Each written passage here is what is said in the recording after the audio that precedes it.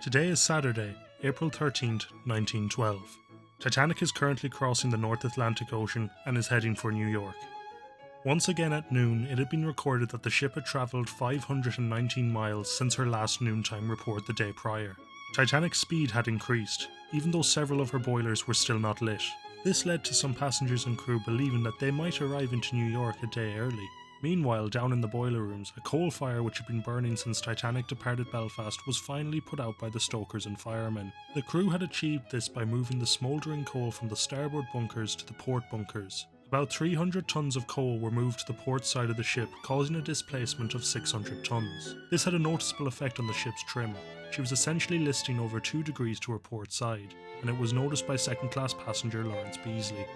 Earlier this morning, the floor and steps of the grand staircase had been cleaned. As they were made of linoleum tiles, it made the floor quite slippery. First-class passenger Irene Harris was walking down the grand staircase when she slipped and fell all the way down to the landing and broke her arm.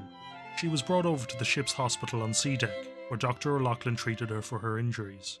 Later that night, the Marconi wireless telegraph had broken down while Chief Telegraph Operator Jack Phillips was sending messages to various ships in the vicinity.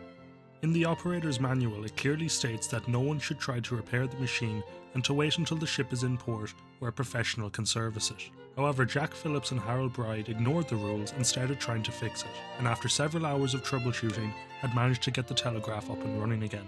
If Phillips and Bride had followed the rules and not fixed the machine, Titanic would have had no communication with other ships in the area on the night of her sinking, which could have led to a much greater loss of life.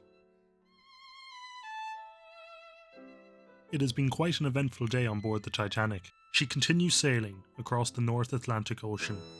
Tune in tomorrow for an update on Titanic's voyage.